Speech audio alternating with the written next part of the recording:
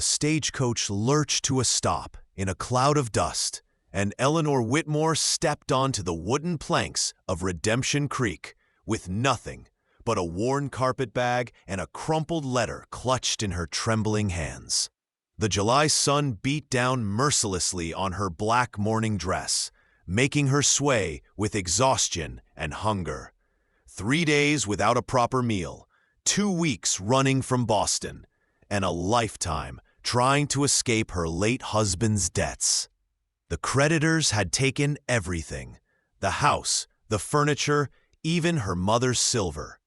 All she had left was this desperate arrangement with a man she'd never met, Samuel Wright, a poor farmer who'd answered her advertisement for a mail-order bride with promises of a modest life and honest work. The town stretched before her like something from a dime novel. False-fronted buildings leaning against each other for support, a saloon with bat-wing doors, and dust devils spinning down the wide main street. Cowboys on horseback moved lazily through the heat, their spurs jingling with each step. Women in bonnets hurried along the wooden sidewalks, casting curious glances at the stranger in mourning black. Eleanor could feel their stares, could almost hear the whispers that would follow her through this small town. Another mail-order bride, they'd say.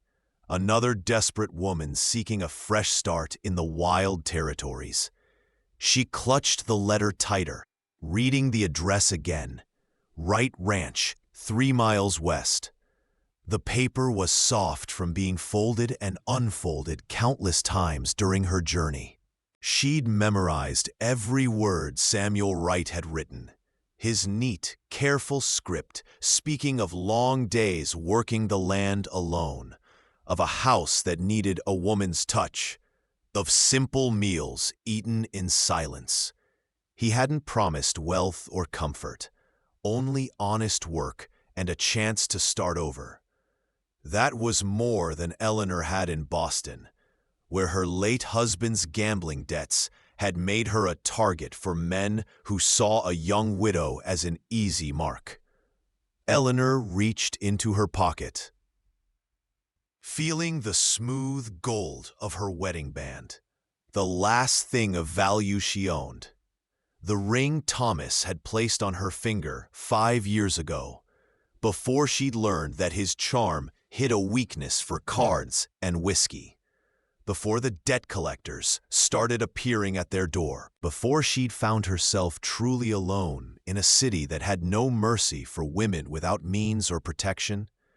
Maybe she could trade it for a horse, or at least a meal, before making the journey to meet her future husband.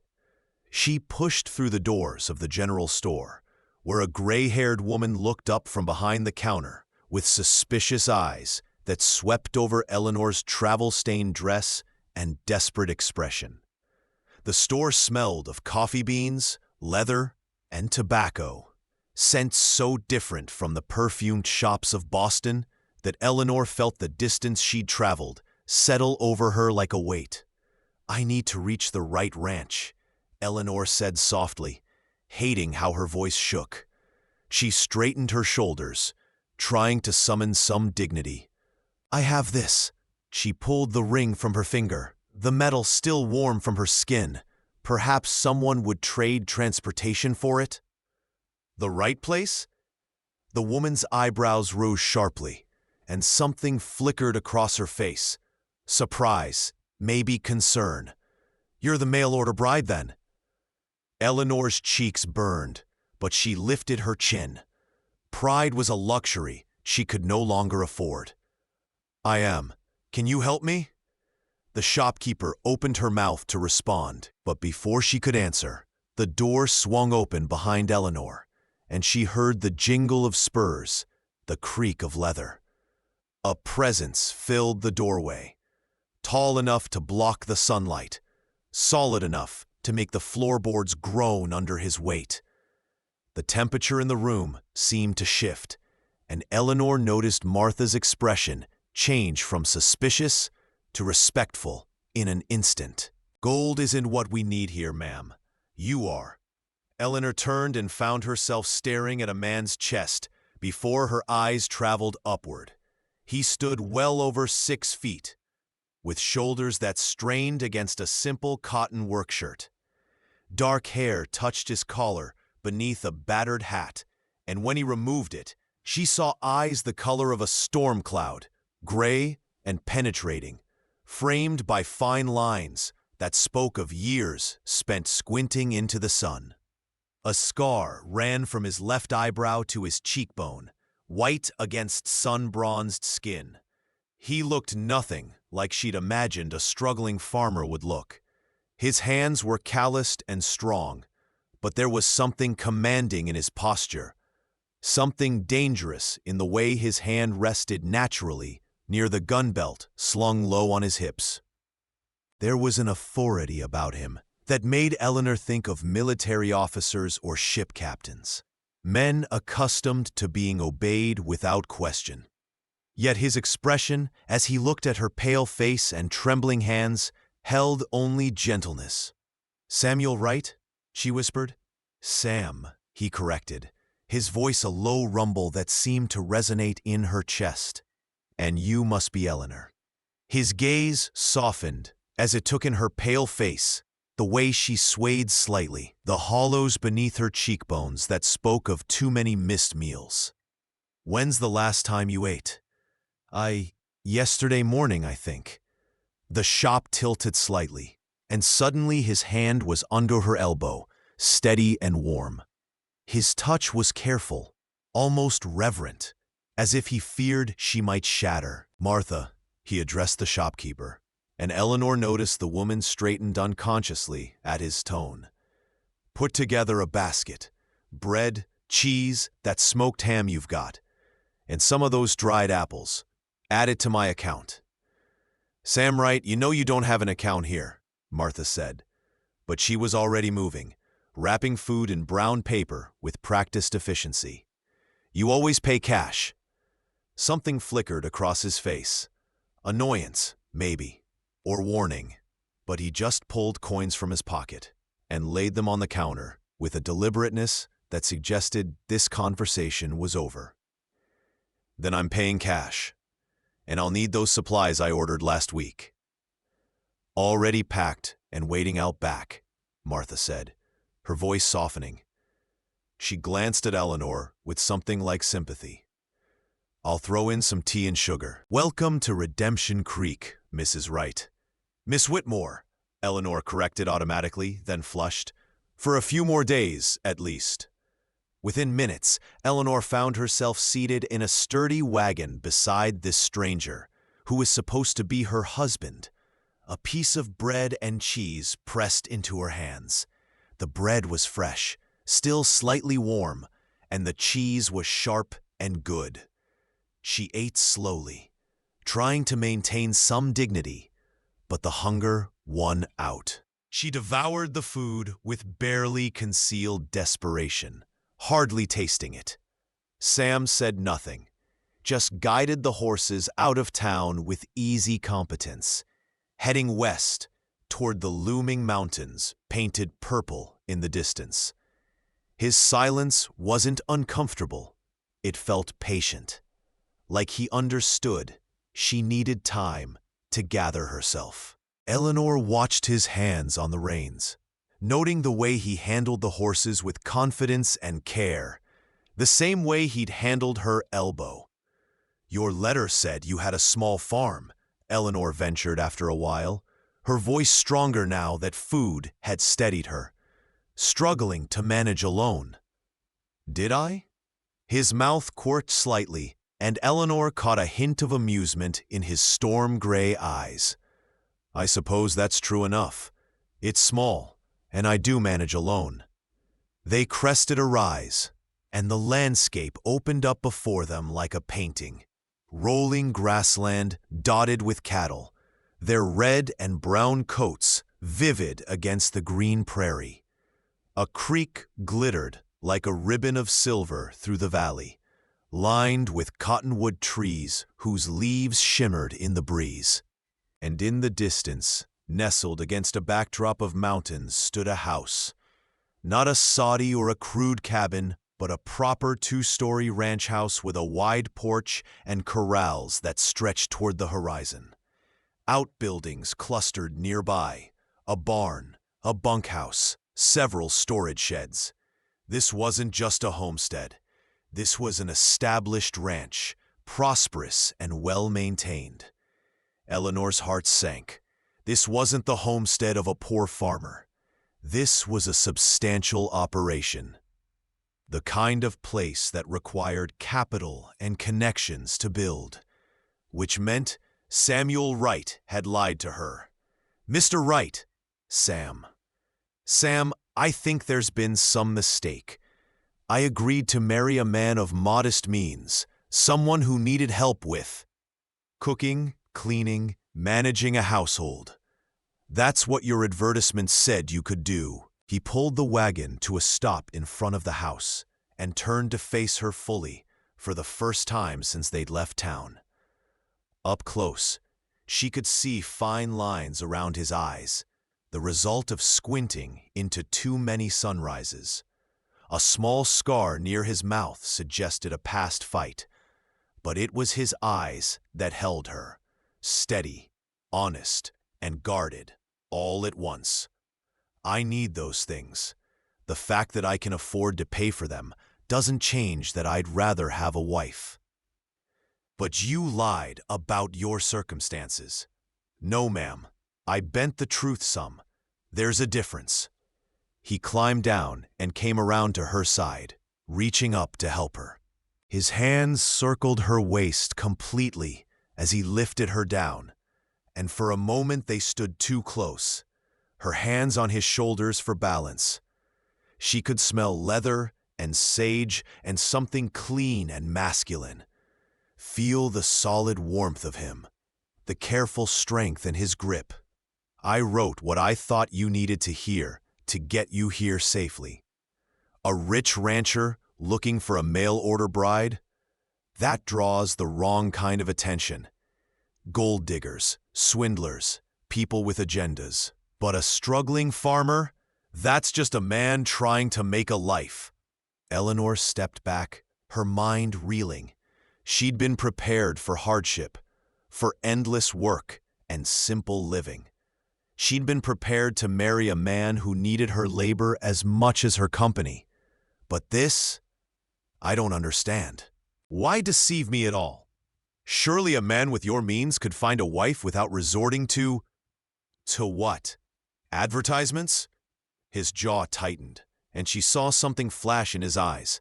Old pain, carefully controlled. You think I haven't tried? This territory is 10 men to every woman, and the women here have their pick. They don't want a man who's... He stopped himself, looking away toward the mountains. His throat worked as he swallowed hard. It doesn't matter. Point is, we both needed something. You need security, a home, a fresh start away from whatever you're running from.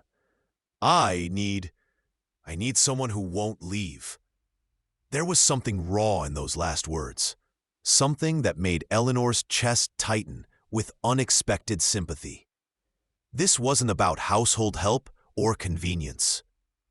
This was about loneliness, about a man who'd built an empire but lived in it alone. I don't even know you, she said softly. No, you don't, but you came here in good faith, and I'm asking you to stay the same way. Give it a month. He met her eyes again, and she saw the vulnerability beneath his careful control. If you're not satisfied, I'll pay your passage anywhere you want to go, with enough money to start fresh. No strings, no obligations. Just give us both a chance to see if this might work. The offer was more than fair, more than generous. Eleanor looked at the house, at the land stretching in every direction, and then back at the man watching her with those storm-gray eyes. What choice did she have? Boston held nothing but debt collectors and shame. Her husband's creditors had made it clear they expected her to repay his debts through whatever means necessary. And the implications in their leering eyes had been unmistakable.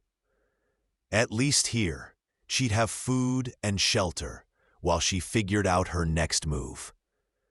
1 month, she agreed. But I'll earn my keep, Mr. Wright. I don't accept charity. Sam, he corrected again. And this time she caught the hint of a smile, softening his stern features. And I wouldn't expect anything less, Eleanor. He led her up the porch steps and through the front door into a spacious interior that made her breath catch. The main room held solid furniture, a leather couch, sturdy chairs, a dining table that could seat 10. A stone fireplace dominated one wall, and windows faced west to capture the sunset. Everything was clean but impersonal, like a hotel room rather than a home. There were no photographs, no personal touches, nothing that spoke of the man who lived here. "I'll show you to your room," Sam said, carrying her carpet bag toward the stairs. "You'll have the guest bedroom. It's got its own lock, if that makes you feel safer." Eleanor followed him up the stairs, noting the care in his words. He was trying to make her feel secure, to show her he had no expectations beyond their agreement. The guest bedroom was larger than the entire apartment she'd shared with her late husband in Boston. The bed was soft, covered in a quilt that looked handmade, and the linens were clean and sun-dried. A dresser, a washstand with a porcelain basin, and a cushioned chair near the window completed the furnishings. Through the open window, she could hear crickets beginning their evening song, and the distant lowing of cattle. "Bathroom's down the hall," Sam said, setting her bag on the chair. "There's a water pump out back, but I had pipes run to the house last year. Hot water takes a while to heat, but we've got it." He paused in the doorway, his large frame filling it. "I usually eat around sundown. You don't have to cook tonight. There's leftover stew I can heat up. Just rest. You've had a long journey." After he left, Eleanor sat on the edge of the bed, trying to process everything that had happened. This morning she'd been on a stagecoach, half-starved and terrified. Now she was in a comfortable bedroom in a house that spoke of prosperity, betrothed to a man who seemed kind, but was clearly keeping secrets. What had she gotten herself into? Before we continue with Eleanor's journey, I'd love to ask a small favor. If you're enjoying this story, please take a moment to subscribe to the From Wild West channel and give this video a like. It really helps us bring you more quality content like this, and your support means everything to us. Thank you. That first night, Eleanor lay in the soft bed, unable to sleep despite her exhaustion. Through the window, moonlight painted the prairie silver, and she could see the silhouettes of the mountains against the star-filled sky. Below, she heard Sam moving through the house, the creak of floorboards, the clink of dishes, the sound of a door closing. He was as much a stranger to her as she was to him, yet tomorrow they would begin building something together. A marriage of convenience, perhaps, but a marriage nonetheless. Sleep finally claimed her in the hours before dawn, and she woke to the sound of a rooster crowing. Pale light filtered through the curtains, and for a moment, Eleanor couldn't remember where she was. Then it all came flooding back. The journey, the town, Sam's storm-gray eyes. She dressed quickly in one of her 2 remaining dresses, this one a faded calico that had seen better days, and made her way downstairs. She found Sam already up, stoking the fire in the large kitchen stove. He'd changed into work clothes, denim pants, a faded shirt with the sleeves rolled to his elbows, revealing forearms corded with muscle. His hair was damp, as if he'd already washed at the pump. "You don't have to," she started. "Neither do you," he interrupted, straightening. In the soft lamplight, she noticed details she'd missed yesterday. The way his hair curled slightly at his collar, the calluses on his hands that spoke of hard work despite his obvious wealth, a small scar on his knuckles that looked like it came from a fight. "But if we're gonna live together, we might as well make ourselves useful."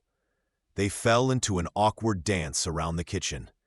Eleanor found flour, eggs, bacon hanging in the larder. The pantry was well stocked, more food than she'd seen in months.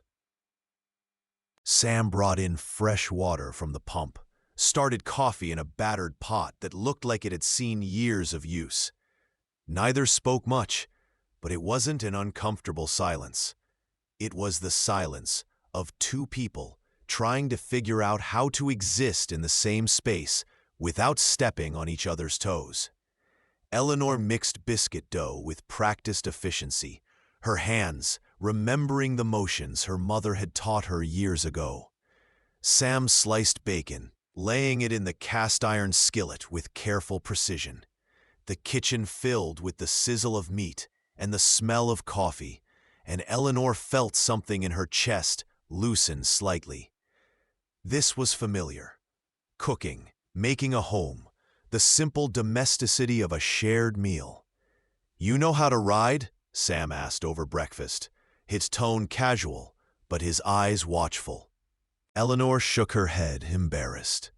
"I grew up in the city. The closest I've been to a horse is a carriage ride in the park." He nodded slowly, chewing thoughtfully.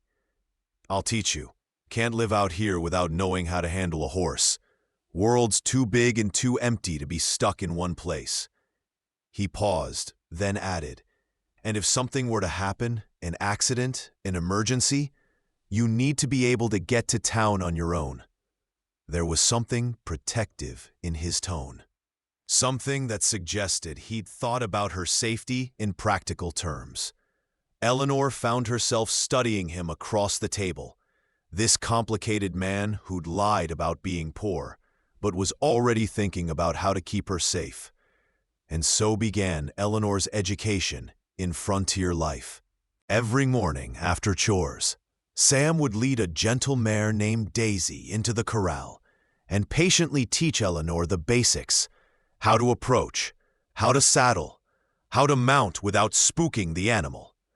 His hands were careful but firm as he adjusted her posture, his voice never rising above that steady rumble even when she made mistakes.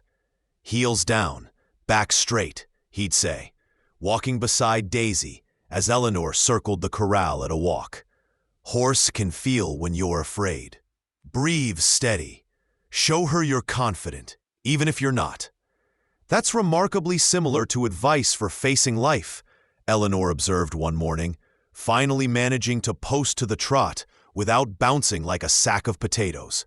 Sam's lips quirked. "Reckon that's true.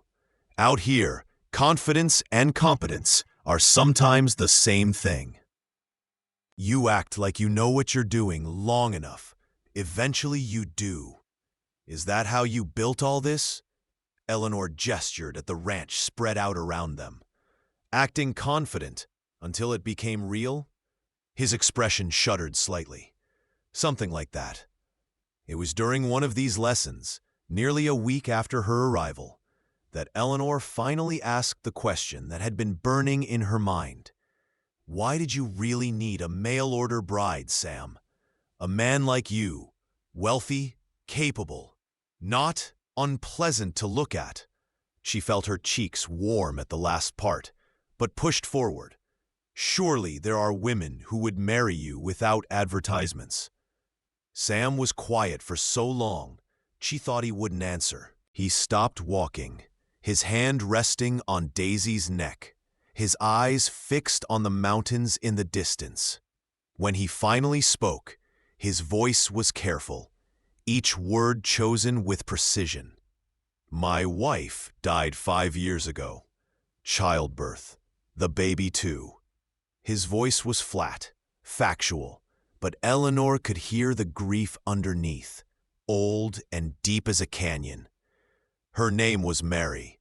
She was 19 when we married, full of life and plans. We were going to build this ranch together, raise children, grow old watching sunsets from that porch.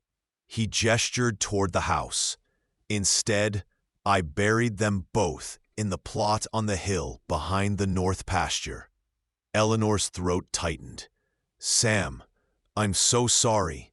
I wouldn't marry again, he continued, still not looking at her. Swore I wouldn't put myself through that kind of loss, but this place is too big for one person, too quiet, and I'm tired of eating my own cooking, tired of the silence, tired of... He stopped, his jaw working, tired of being alone with ghosts. He tried to smile at the last part, but it didn't reach his eyes. Eleanor brought Daisy to a stop beside him, looking down from the saddle at this man who'd hidden so much pain behind his gruff exterior. She wanted to say something profound, something comforting, but what words could ease that kind of loss? "And what about you?" he asked, finally meeting her gaze. "What are you running from in Boston?" Eleanor's fingers tightened on the reins. She'd known this question would come eventually, but that didn't make it easier to answer. A dead husband's debts, a life that became a cage, men who thought a widow was easy prey. She took a shaky breath, memories flooding back. The creditors who'd stripped her home bare, the landlord who'd suggested alternative methods of payment, the men who'd cornered her in the street with offers that made her skin crawl. Thomas, my husband, was a charmer. Handsome, educated, from a good family. I thought I was lucky when he chose me. Took me 3 years to realize his charm hid a weakness for gambling and whiskey. He hurt you? Sam's voice had gone hard, dangerous. Not with his fists, Eleanor said quietly. But there are other ways to hurt someone. Other ways to make them feel worthless and small. She looked down at her hands on the reins. When he died, kicked by a horse while drunk, I thought I'd be free. Instead, I discovered he'd gambled away everything and borrowed more. The creditors came for the house, the furniture, everything. And when there was nothing left to take, she swallowed hard. They suggested I could work off the debt in other ways. Sons of a... Sam bit off the curse, his hands clenching into fists. I ran, Eleanor continued, took what little I could carry, and used my last money for a ticket west. I thought if I could just get far enough away, start over somewhere no one knew me, I might have a chance. Your letter, your promise of a simple life with honest work, it was exactly what I needed. A chance to disappear. You're safe here, Sam said, and there was something fierce in his voice, something that made her heart skip. No one will hurt you under my roof. That's a promise, Eleanor, and I don't break my promises. The way he said it, like an oath, like a vow, made something warm unfurl in her chest. For the first time and longer than she could remember, Eleanor believed she might actually be safe. The days fell into a comfortable rhythm. Eleanor managed the house with the efficiency of someone who'd learned to run a household on nothing and was now overwhelmed by abundance. She cooked meals that Sam praised with genuine enthusiasm, his appetite doing justice to her efforts. She tended the vegetable garden behind the house, coaxing life from the soil, with hands that had grown soft in Boston, but were quickly toughening. She mended clothes, organized the pantry, scrubbed floors that didn't really need scrubbing, simply because she needed to feel useful. Sam worked the ranch, riding out before dawn and returning dusty and exhausted as the sun set. He had 4 ranch hands who lived in the bunkhouse, rough men with kind eyes who tipped their hats to Eleanor and called her ma'am with careful respect. They were clearly fond of Sam, following his orders with the efficiency of men who trusted their boss completely. In the evenings, Sam and Eleanor would share quiet conversations over dinner, learning each other's habits and preferences. He took his coffee, black and strong. She liked tea with honey when she could have it. He read newspapers from Denver and San Francisco, keeping up with territorial politics. She devoured the small collection of books in his study, mostly practical volumes on ranching and law, but also a few novels that surprised her. Mary liked to read, Sam explained, when she asked about the fiction. I bought her every book I could find. After she died, I couldn't bear to get rid of them. It was a small detail, but it told Eleanor volumes about the man she was learning to live with. He was sentimental beneath his stern exterior, capable of deep feeling even when he tried to hide it. But Eleanor also noticed things that didn't quite fit. The way Sam's gun belt was always within reach, even when he was in the house. The way he tensed when riders approached the property, his whole demeanor shifting until he identified them as friendly. The deference with which the ranch hands treated him, not like a boss, but like someone else entirely. And there were the visitors, men who came after dark, speaking in low voices on the porch, while Eleanor pretended not to listen from the kitchen window. She caught fragments of conversation. Trouble in Silver Creek. Wanted poster came through. Need your advice, Sheriff. That last word made her freeze, her hands stilling in the dishwater. Sheriff? But Sam was a rancher, a farmer, wasn't he? Eleanor said nothing, but she watched him more carefully after that. Noticed the way he studied the landscape with practiced assessment, the casual but complete awareness of his surroundings. The gun he wore wasn't just for show or protection from predators. It was worn in the manner of a man who knew how to use it and had done so many times before.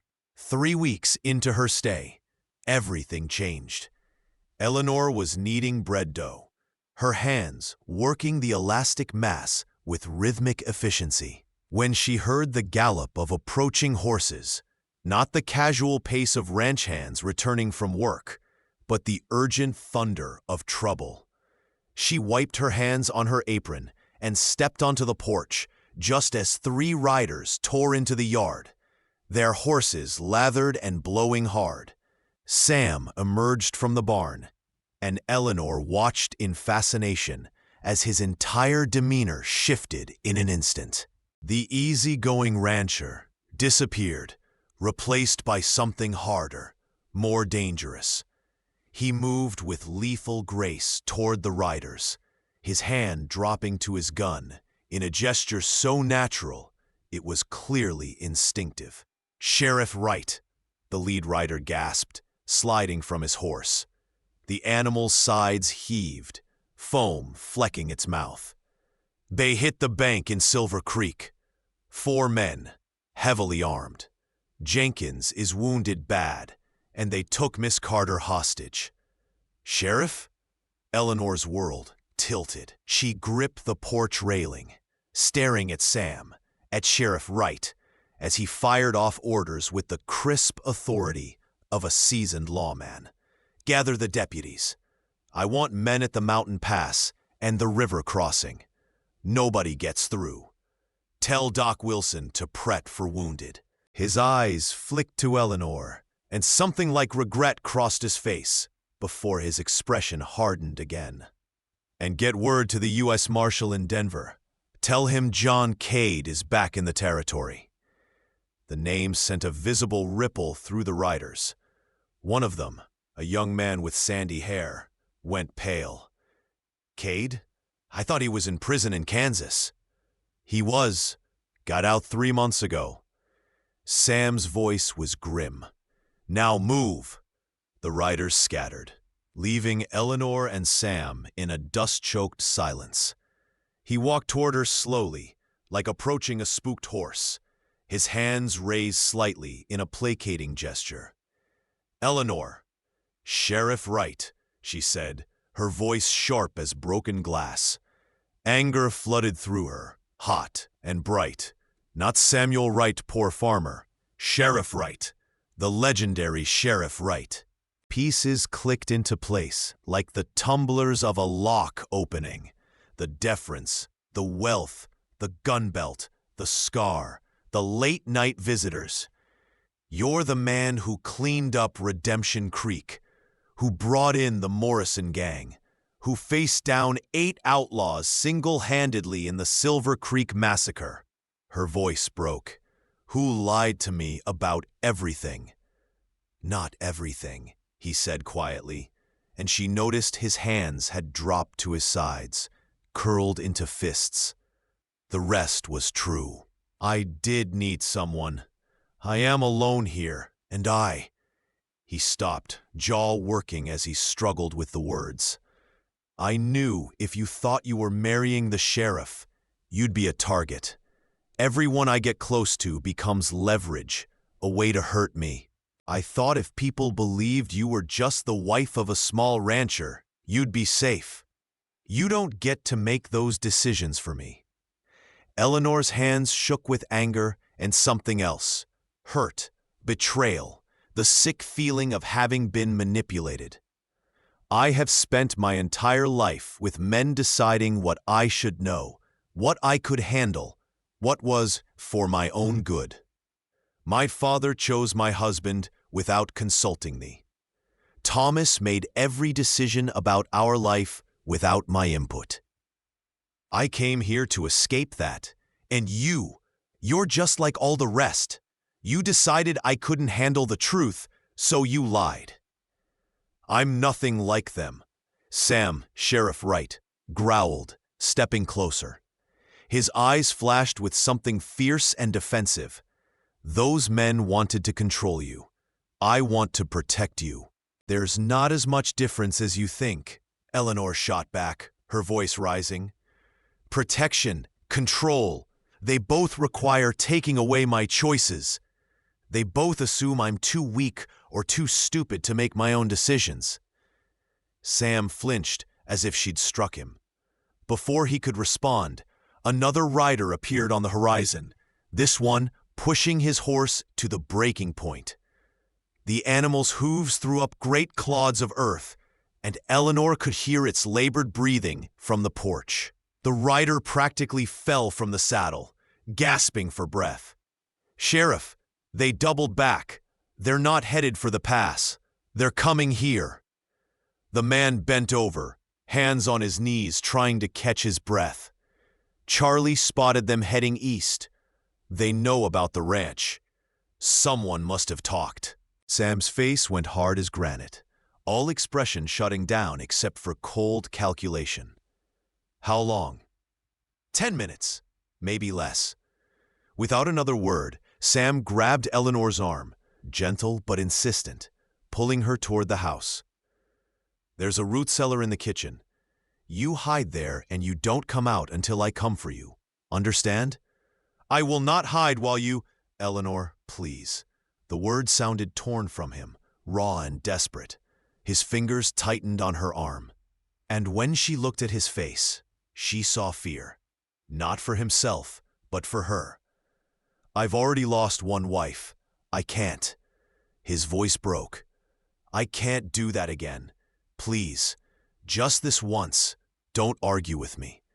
The raw pain in his voice broke through her anger. Eleanor nodded, letting him guide her to the cellar entrance. The space was dark and cramped, smelling of earth and stored vegetables. Sam helped her down the steep stairs, his hand steadying her.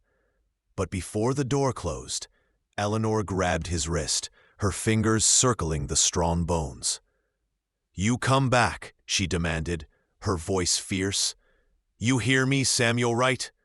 You come back, and then we're going to have words about honesty and trust, and all the things a real marriage needs. Something fierce and hopeful flashed in his eyes. He bent quickly, pressing a hard, brief kiss to her forehead, the first time he'd touched her with anything resembling affection. "Yes, ma'am." Then the door closed, and Eleanor was alone in the darkness. From the cellar, Eleanor heard everything with terrible clarity. The thunder of hooves, shouted demands. Sam's voice, calm and authoritative, even in the face of danger.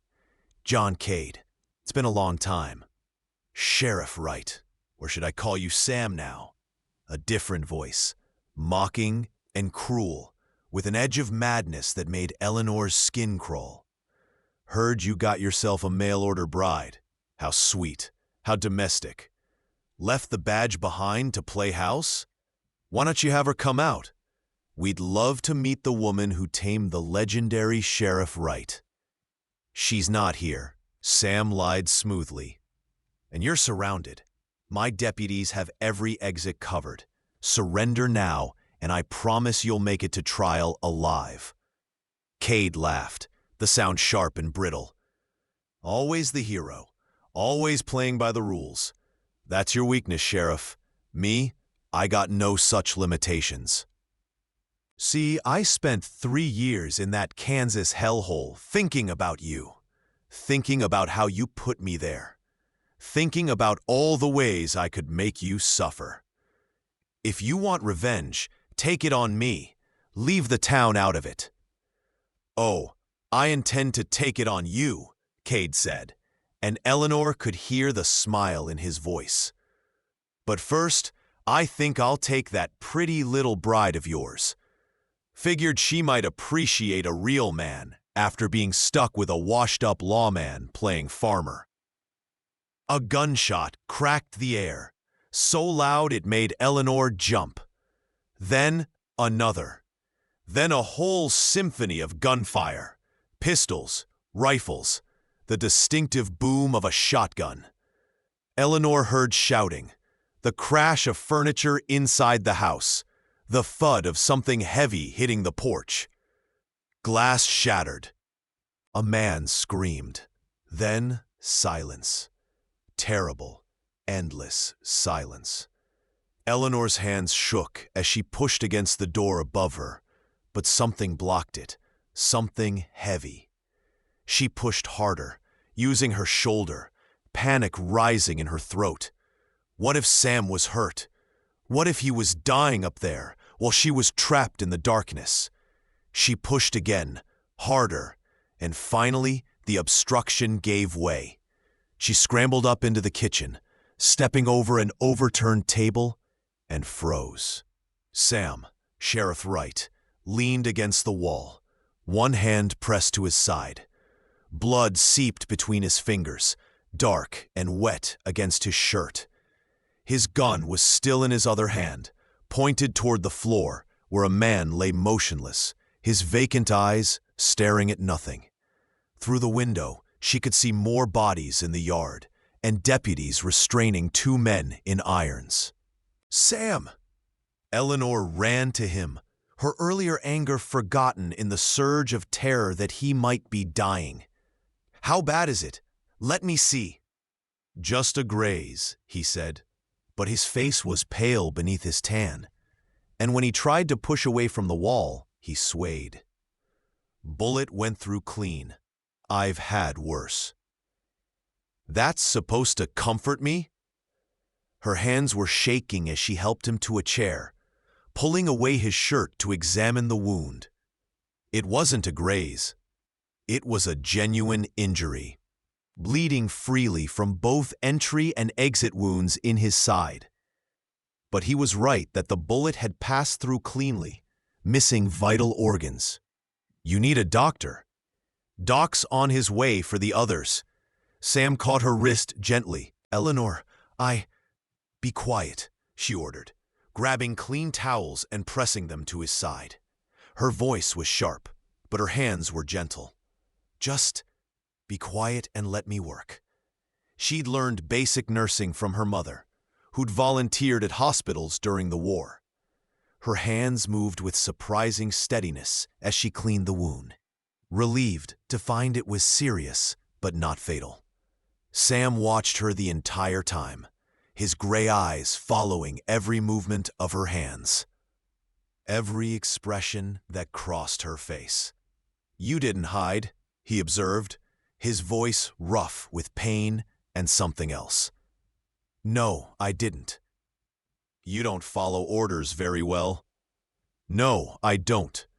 Eleanor tied off the bandage, perhaps a bit tighter than necessary, making him wince. "And if you think you can just risk your life and bleed all over my kitchen without consequence, Sheriff Wright, you're sorely mistaken." "Your kitchen?" Despite the pain, he smiled. "Thought this was a temporary arrangement. 1 month, remember?" Eleanor sat back, looking at him, really looking at him. This infuriating, complex man who'd lied to protect her, who'd faced down murderers while wounded, who looked at her now like she was something precious and breakable and strong all at once. Blood stained his shirt, his face was pale with pain, and there was a dead man on her floor. But all Eleanor could think about was how terrified she'd been in that cellar, listening to the gunfire and thinking he might die before she could tell him. "Tell him what?" "The month's not up yet," she said softly, her anger draining away like water through sand. "We still have time to figure this out." "Figure what out?" "Whether two people who started with lies can build something real." Sam reached up with his free hand, his fingers gentle as they brushed a strand of hair from her face. His touch left a small smear of blood on her cheek, but Eleanor didn't pull away. "I know it can be done. Question is whether you're willing to try with someone like me, someone who brings danger to your door, someone whose job means there will always be more John Cades, more threats, more nights wondering if I'll come home. You're asking me if I can live with fear," Eleanor said quietly. "But Sam, I've been living with fear for years. Fear of creditors, fear of men with bad intentions, fear of ending up destitute on the streets. At least with you, the fear comes with a choice. I can choose to stay or go. I can choose to face it or run. That's more freedom than I've ever had." Before Sam could respond, Doc Wilson bustled in with his medical bag, clucking disapproval at the scene. "Sam Wright, what did I tell you about getting yourself shot? That's the 3rd time in 2 years." "Third?" Eleanor's eyebrows rose. "Would have been 4th, but the bullet bounced off his thick skull," Doc said, pulling out supplies. "Mrs. Wright, you might want to step outside while I stitch him up." "Miss Whitmore," Eleanor corrected, "and I'm staying." She held Sam's hand while Doc worked, feeling his fingers tighten when the needle bit deep, but hearing not a sound of complaint from his lips. She watched the doctor's efficient movements, learning for next time, because she had a sinking feeling there would be a next time. The next hours passed in a blur of activity. More deputies arrived to collect the bodies and prisoners. Miss Carter was brought to the house, shaken but unharmed. And Eleanor made tea and spoke soft words of comfort, while Sam gave his statement to a U.S. Marshal who'd arrived from Denver. John Cade, it turned out, was dead, shot in the confrontation, saving the territory the expense of a trial. By the time the sun set, the ranch was quiet again.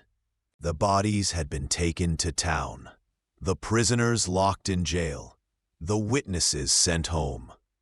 Doc had left strict instructions that Sam was to rest for at least a week, instructions they both knew he'd ignore. Eleanor cleaned up the kitchen, scrubbing away the blood and chaos until everything was back in order. Then she made soup and bread, simple food for a complicated day. She carried a tray up to Sam's room. He'd finally been convinced to move to his bed, and found him sitting up, shirtless, with fresh bandages white against his bronzed skin. "You should be lying down," she said, setting the tray on the bedside table. "Hard to eat lying down." He watched her pour water from a pitcher, his eyes following her movements. "Eleanor, we need to talk about what happens next. Whether I'm staying." She handed him the glass, careful not to jar his injured side. "Whether I can forgive you for lying." "Yeah." Eleanor sat on the edge of the bed, studying his face, the lines of pain around his eyes, the shadows of exhaustion, the vulnerability he was trying so hard to hide. "Why didn't you tell me? About being sheriff. Even after I arrived, you could have explained." Sam set down the glass, staring at his hands. "Started as a practical decision, keeping you safe by keeping you unknown. But then," he looked up at her, and she saw raw honesty in his gray eyes. "Then it became about fear. Fear that if you knew who I really was, you'd see me as everyone else does. As the law, as a weapon, as something useful but not someone you could build a life with. And what made you think I'd see you that way?" "My first wife did," he said simply, and Eleanor heard the old pain bleeding through. "Mary. She married Samuel Wright, a young deputy with dreams of being a rancher. When I became sheriff, when the job took over everything, she felt like she'd lost me. Every time I left, she worried I wouldn't come back. The stress, the fear." His voice roughened. "The doctor said it weakened her, made the childbirth more dangerous. She died calling for me, and I was in Silver Creek arresting a horse thief. Wasn't there when she needed me most." Eleanor's throat tightened with sympathy and anger. Anger at the situation, at the unfairness of it all. "Sam, that wasn't your fault. Wasn't it?" His hands clenched into fists on the blanket. "I chose the job over being there. I always chose the job. After she died, I told myself I wouldn't marry again, because I didn't want to lose someone else. But the truth is, I didn't think I deserved to be loved by someone who knew what I really was. A man who brings violence to his doorstep. A man who might leave for work one day and never come home." Eleanor reached out and took his hand, feeling the calluses and old scars, the strength and the tremor of vulnerability. "You want to know what I see when I look at you?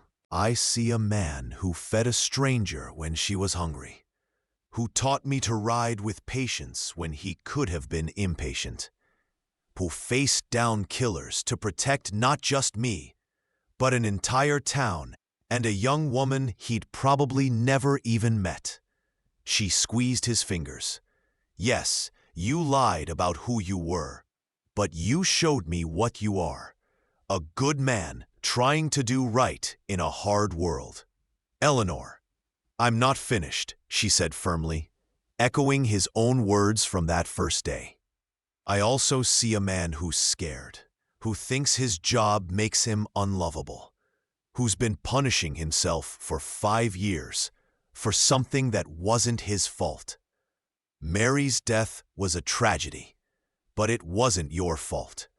You didn't cause the complications. You didn't make her weak.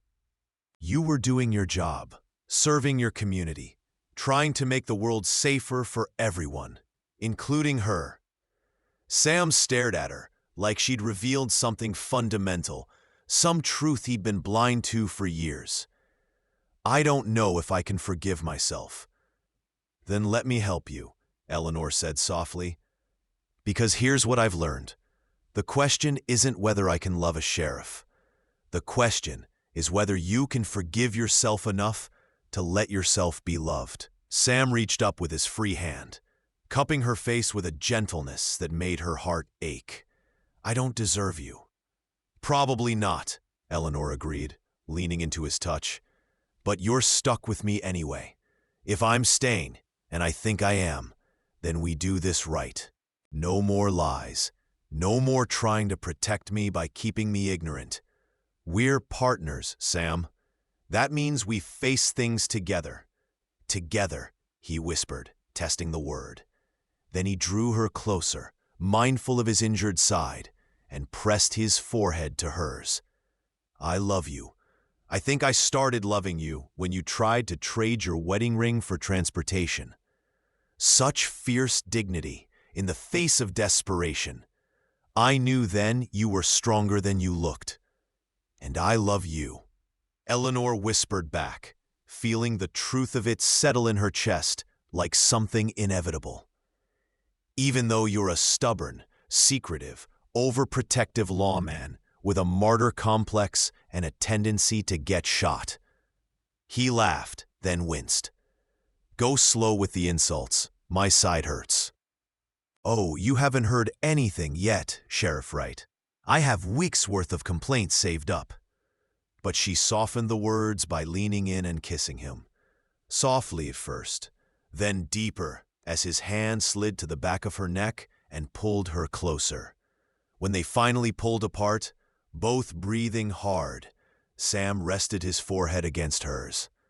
Stay with me. Not for a month, not for a year. Stay with me for a lifetime. Is that a proposal, Sheriff? It's a promise, a vow, whatever you need it to be. His thumb stroked her cheekbone. Marry me, Eleanor. For real. Not out of desperation or convenience. Marry me because you want to build a life with a man who will love you fiercely, protect you always, but never try to control you. Yes, Eleanor said, feeling tears prick her eyes. Yes, I'll marry you, but on one condition. Anything. You teach me to shoot. If I'm going to be a sheriff's wife, I'm not going to be helpless when trouble comes calling. Sam's smile was brilliant, transforming his stern features. Deal. As Sam healed over the following days, Eleanor proved true to her word. She lectured him about his tendency to minimize injuries, his habit of taking on too much alone, his inability to ask for help. Sam took it all with remarkable patience, occasionally interrupting her tirades with kisses that left them both breathless and earned him scoldings about aggravating his injury. But Eleanor also kept her end of the bargain. Every afternoon, Sam took her out behind the barn and taught her to shoot. She started with bottles on fence posts, learning to steady her breathing, to squeeze the trigger rather than pull it, to compensate for recoil. You're a natural, Sam said one day, watching her shatter 3 bottles in a row. Or I'm just motivated, Eleanor replied, reloading with practiced efficiency. I spent too many years being helpless. Never again. The ranch hands, initially confused by their sheriff's domestic arrangement, quickly warmed to Eleanor when they realized she wasn't intimidated by either Sam's reputation or their rough ways. She fed them enormous meals, patched their minor wounds without flinching, and wasn't above challenging their behavior when they got too rowdy or too drunk. Your woman's got a spine of steel, Sheriff. One of them, a grizzled cowboy named Jake, commented after Eleanor broke up a fight in the bunkhouse with nothing but a wooden spoon and some sharp words about grown men acting like children. She's not my woman, Sam corrected automatically, then paused. His eyes found Eleanor across the yard, where she was hanging laundry with strong, capable movements. She's her own woman. I'm just lucky she chose to stay. He proposed properly a month to the day after her arrival, though Eleanor had already said yes once. This time he did it right, down on one knee in the kitchen, where they'd first begun learning to be partners, with a ring he'd ridden to Denver to buy, a simple gold band with a small sapphire that matched her eyes. Eleanor Whitmore, he said, his voice steady but his hands shaking slightly. I love you with everything I am. You've made this house a home, made my life worth living again, and shown me that second chances are real. will you do me the honor of becoming my wife?" Eleanor pulled him to his feet, laughing and crying at the same time. "I already said yes, you stubborn man. But yes, again, always yes." They married in a simple ceremony at the church in Redemption Creek, with the whole town in attendance. The church was packed. Ranchers and their families, shopkeepers, cowboys, even a few of the saloon girls in their best dresses. Eleanor had worried that people would judge her for being a mail-order bride, but instead, she found only warmth and acceptance. These frontier people understood that everyone had a story. Everyone had run from something, and what mattered was who you chose to be, not where you came from. Eleanor wore a dress Mrs. Carson had altered from one of her daughter's wedding gowns, pale blue silk that brought out the color of her eyes and fit her like it had been made for her. She'd pinned her hair up with the pearl combs Sam had given her as a wedding gift, and she carried a bouquet of wild flowers, Indian paintbrush and columbine, that Sam had ridden out early that morning to gather himself. Sam wore his best suit, looking uncomfortable in anything that wasn't work clothes. But his smile when Eleanor walked down the aisle, on the arm of Judge Harrison, made her heart stop. He looked at her like she was the answer to every prayer he'd never dared speak aloud. The ceremony was traditional, but when the preacher asked for vows, Sam had surprised her by writing his own. "Eleanor," he said, his voice carrying through the quiet church, "I can't promise you a life without danger, because my job is dangerous. I can't promise you a life without worry, because there will be nights I don't come home on time. But I can promise you honesty, even when it's hard. I promise to trust your strength, even when I'm afraid. I promise to build a life with you, not just protect you from life. I promise to be your partner in every sense of the word, to listen when you speak, to value your opinion, to never make you feel small or controlled. And I promise to love you fiercely, completely, for all the days I'm given." Eleanor blinked back tears, not caring that the whole town could see her crying. When it was her turn, she spoke from the heart. "Sam, I take this man, sheriff, rancher, protector, partner. I promise to stand beside you, not behind you, to call you out when you're being stubborn and to love you through the fear, to be your home and your haven, the place you can always return to. I promise to be strong when you need strength, gentle when you need comfort, and honest even when the truth is difficult. And I promise to build something real with you, based on truth and trust, and the certainty that we're better together than apart." When the preacher pronounced them husband and wife, Sam pulled Eleanor close and kissed her like he'd been waiting his whole life for this moment. The church erupted in applause and whistles and cheers, but Eleanor barely heard it. All she knew was the solid warmth of Sam's arms, the taste of his lips, the certainty that she was exactly where she belonged. The reception was held at the ranch, with tables set up in the yard and food enough to feed half the county. There was music, fiddles and guitars and even a harmonica, and dancing under the stars. Sam was surprisingly graceful for such a large man, guiding Eleanor through waltzes and reels with easy confidence. "Where did a sheriff learn to dance?" she asked, breathless and laughing. "My mother insisted," he said, spinning her. "Said a gentleman needed to know how to treat a lady properly." "Your mother sounds wise. She would have loved you." Something sad flickered across his face. "Both my parents are gone now. Fever took them about 10 years back. But they would have been happy to know I found someone like you." Eleanor squeezed his hand. "Tell me about them sometime. I want to know where you came from, how you became the man you are. And he did. Over the weeks and months that followed, they talked late into the night, sharing stories of their pasts, the good and the bad, the shameful and the proud. Sam told her about growing up in Missouri, about his father's sense of justice that led him into law enforcement, about the first time he'd faced down an armed man, and how his hands had shaken so hard he could barely draw his gun. Eleanor shared her own stories, her childhood in Boston, her education at a girls' school, the way her father had arranged her marriage to Thomas without consulting her. The slow realization that her charming husband was also a weak and selfish man. They learned to be married in the way all couples do, through small compromises and larger adjustments, through misunderstandings and reconciliations. Sam learned to come home and tell Eleanor about his day, even the dangerous parts, trusting her strength to handle the truth.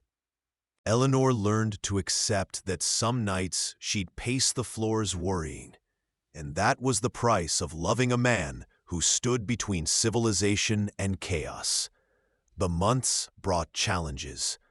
A harsh winter where they lost cattle to the cold and had to break ice on the water troughs every morning. Cattle rustlers who Sam tracked for 3 days across the mountains, returning exhausted and frostbitten but successful. A scarlet fever outbreak in town where Eleanor worked alongside Doc Wilson, nursing the sick and comforting families, her fear of contagion outweighed by the need to help. Through it all, they faced everything together, learning to be partners in the truest sense. Sam consulted Eleanor on ranch decisions, valuing her education and different perspective. Eleanor sat in on meetings with deputies sometimes, offering insights that proved invaluable. A woman's perspective on crimes against women, observations about human behavior that Sam's male deputies might miss. The town accepted her not as the sheriff's wife, but as Eleanor Wright in her own right, a woman who could shoot as straight as most men, who wasn't afraid of hard work, who'd proven her courage during the fever outbreak and her kindness in 100 small ways. When spring arrived, painting the prairie with wildflowers, Eleanor discovered she was pregnant. She'd suspected for a few weeks, but hadn't wanted to say anything until she was certain. The news brought conflicting emotions, joy at the new life, but also fear of the complications that had killed Mary. She told Sam one evening, as they sat on the porch, watching the sunset paint the sky in shades of orange and pink. "I'm pregnant," she said simply, watching his face. Sam went very still. Then slowly, carefully, he sank to his knees in front of her chair, pressing his face to her still, flat stomach. His shoulders shook, and Eleanor realized he was crying. This strong, stoic man who'd faced down killers without flinching was undone by the prospect of new life. "Sam?" She ran her fingers through his hair, worried. "What's wrong?" "Nothing," he said roughly, his voice muffled against her dress. He looked up at her, and his eyes were wet, his face transformed by an expression of such vulnerable hope, it made her chest ache. "Everything's right. I'm scared, Eleanor." "After Mary." "I'm not Mary," Eleanor said firmly, pulling him up to sit beside her. She took his hands in hers, holding them tight. "And you're not the same man you were then. We're going to face this together, remember? That was the promise. We'll get the best doctor, we'll be careful, and we'll have faith that this time will be different." "Together," Sam echoed, and she saw him draw strength from the word, from the promise they'd made to each other. He pulled her close, wrapping his arms around her with infinite gentleness. Together. Doc Wilson monitored Eleanor's pregnancy with scrupulous care, making regular visits to the ranch and lecturing both of them about proper rest and nutrition. Sam became almost comically overprotective, trying to prevent Eleanor from lifting anything heavier than a teacup, until she threatened to shoot him herself if he didn't stop treating her like porcelain. "I'm pregnant, not dying," she said exasperatedly when he tried to carry her up the stairs. "Women have been having babies since the beginning of time, Sam. I'm not going to break." But she softened when she saw the fear in his eyes. The way his nightmares brought him bolt upright in bed, gasping Mary's name. Then she would hold him and remind him that she was here, she was strong, and they would get through this together. Their daughter was born in early winter, during a snowstorm that blanketed the ranch in white silence. The labor was long and difficult, and there were moments when Doc Wilson's face grew grim, and Eleanor saw real terror in Sam's eyes. But she fought through the pain with the same determination she'd brought to everything else in her life. And when the baby finally arrived, pink and squalling and perfect, the relief in Sam's face was profound. "But girl," Doc announced, placing the cleaned and wrapped infant in Eleanor's arms. "Healthy lungs on this one. Congratulations." Sam stared at his daughter with an expression of such wonder that Eleanor felt tears stream down her face. When Doc finally let him hold her, Sam cradled the tiny bundle with infinite care, his large hands impossibly gentle. "She's perfect," he whispered, touching one miniature finger with his own. The baby grabbed his finger instinctively, and Sam's face crumpled. "Eleanor, she's perfect." "What should we name her?" Eleanor asked, exhausted but happy. Sam looked down at the baby, then up at Eleanor, and she saw everything he felt written plainly on his face: love, gratitude, hope for the future. "Hope," he said. "Her name is Hope," and it was perfect. Hope Wright grew into a lively, determined child, with Sam's gray eyes and Eleanor's stubborn chin. By the time she was 2, she was following Sam around the ranch like a small shadow, mimicking his walk and demanding to help with everything. By 3, she was sitting on a gentle pony, while Sam led her in circles, the same way he'd once taught Eleanor to ride. Life in Redemption Creek continued to bring its share of troubles. This was still the frontier, still a place where danger lurked and justice was hard won. Sam was called away on various cases, sometimes for days at a time. There were gunfights and pursuits, close calls that left him wounded and Eleanor terrified. But he always came home, and she was always there waiting. Eleanor became known in her own right, not just as the sheriff's wife, but as a woman who ran a successful ranch, who could settle disputes with fairness and wisdom, who taught reading to children in the one-room schoolhouse when the regular teacher fell ill. She never stopped shooting practice, and there were 2 occasions where she had to defend the ranch in Sam's absence, facing down trouble with steady hands and steady nerve. "You know," Sam said one evening, watching Eleanor teach Hope how to braid a horse's mane, "you turned out to be so much more than I ever expected."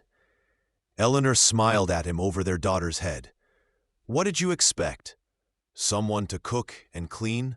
Someone to fill the silence?" He came closer, running a hand down her arm in a gesture of affection that had become as natural as breathing. "Instead, I got a partner, a best friend, someone who makes me better than I am alone." "We make each other better," Eleanor corrected. "That's what love does." 3 years after Eleanor stepped off that stagecoach, desperate and alone, she stood on the porch of the ranch house, watching Sam teach Hope to sit on a pony while he led it in circles. Her hand rested on her swelling belly. Another child due in fall. A boy they planned to name James after Sam's father. The vegetable garden she'd expanded flourished behind the house, producing more than they could use and providing vegetables for half the town. The ranch prospered under their joint management. The town was safer under Sam's steady leadership. But more than all of that, Eleanor had found what she'd been searching for when she left Boston. Not just safety or security, but home. Real, complicated, messy, beautiful home, with a man who'd proven that the best foundations were built on truth, not perfect beginnings. "Mama, look!" Hope called, waving from atop the pony, with all the confidence of a child who'd never known fear. "I'm riding all by myself." Sam caught Eleanor's eye and grinned, that rare, unguarded smile that still made her heart skip after all this time. She smiled back, touching the simple gold band on her finger, not the one she'd tried to trade for transportation 3 years ago, but the one Sam had given her on their wedding day, engraved with a single word that had become their foundation: together. And that's exactly what they were. The years continued to bring change. James was born healthy and howling, with Eleanor's blue eyes and Sam's stubborn determination. He was barely walking when they discovered another child was on the way, a surprise that left them both laughing at the chaos their quiet ranch house had become. Sam eventually stepped down as sheriff, passing the badge to his deputy, after a particularly bad injury left him bedridden for a month. Eleanor had given him an ultimatum then: his family or the badge, because she refused to raise their children wondering every day if their father would come home. Sam had chosen his family without hesitation, though she knew it cost him something to let go of the identity he'd carried for so long. But he found new purpose in ranching and in raising his children. He taught Hope to shoot and ride and track. He taught James to be gentle with animals and firm with men who needed firmness. And when their third child, a daughter they named Mary Eleanor, after both the women who'd shaped Sam's life arrived, Sam held her with the ease of experience and the wonder that never quite faded. Eleanor watched her husband grow from a lonely, guilt-ridden man into someone at peace with himself. The nightmares faded. The tension around his eyes eased. He laughed more, smiled more, let himself be happy without waiting for tragedy to strike. And Eleanor herself, transformed from a desperate woman, fleeing her past, into someone strong and confident in her own right.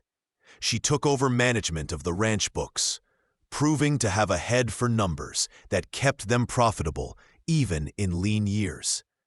She started a women's group in town, providing support for other mail-order brides and women new to the frontier.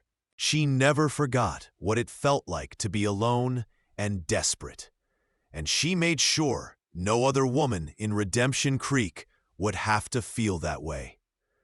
On their 10th anniversary, Sam surprised her with a trip to Denver, their first time away from the ranch and children, with Hope old enough to manage her younger siblings for a few days. They stayed in a fancy hotel, ate in restaurants, and walked through city streets, arm in arm, like young lovers.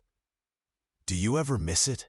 Sam asked one evening, as they watched the sun set over the mountains from their hotel balcony.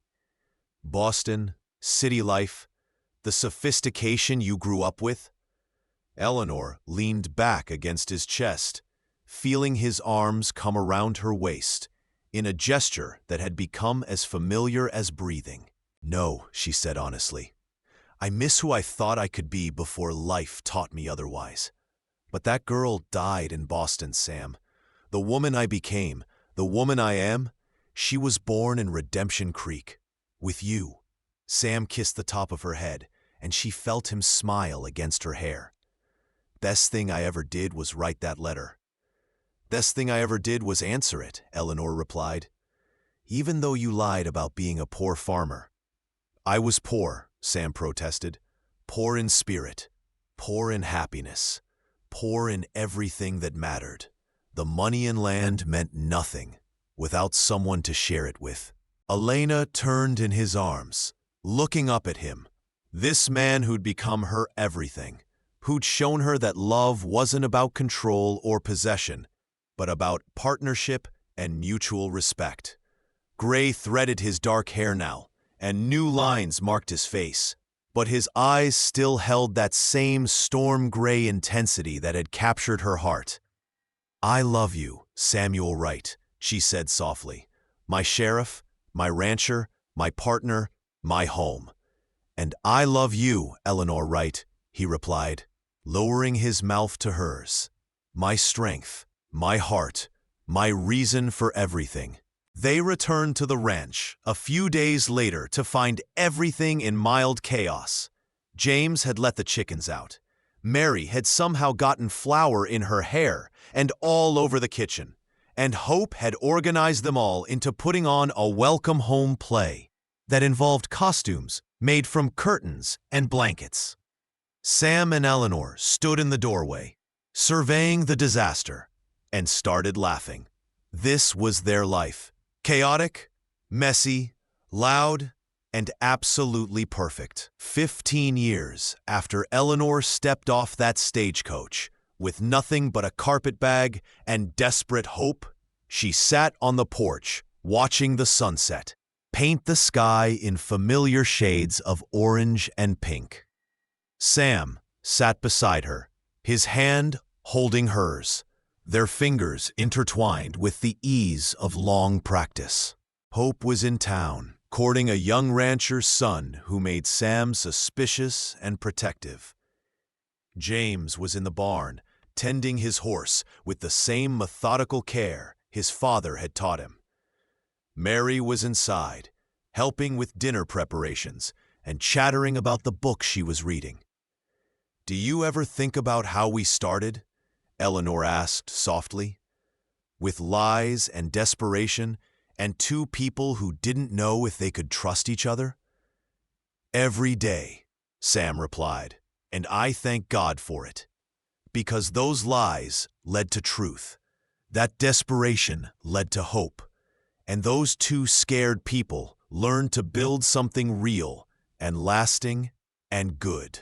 Eleanor rested her head on his shoulder, feeling the solid warmth of him, the steady beat of his heart that had become the rhythm of her own life.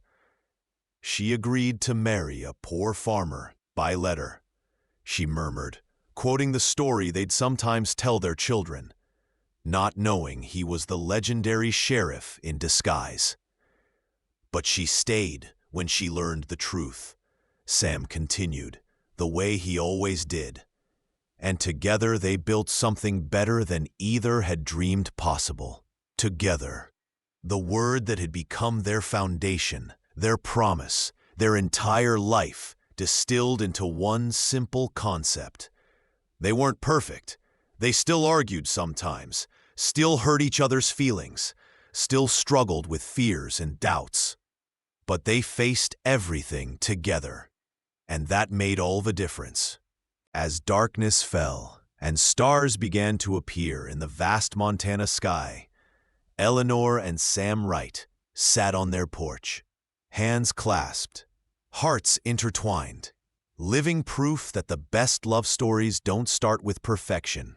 They start with honesty, grow through challenges, and become legendary through the simple choice to stand together, no matter what comes.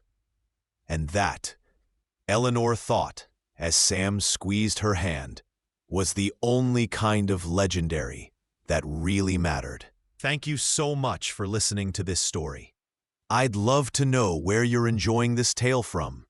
Are you listening at home, during your commute, or perhaps while working?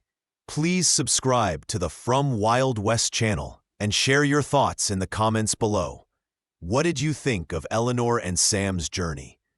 Your feedback means the world to us.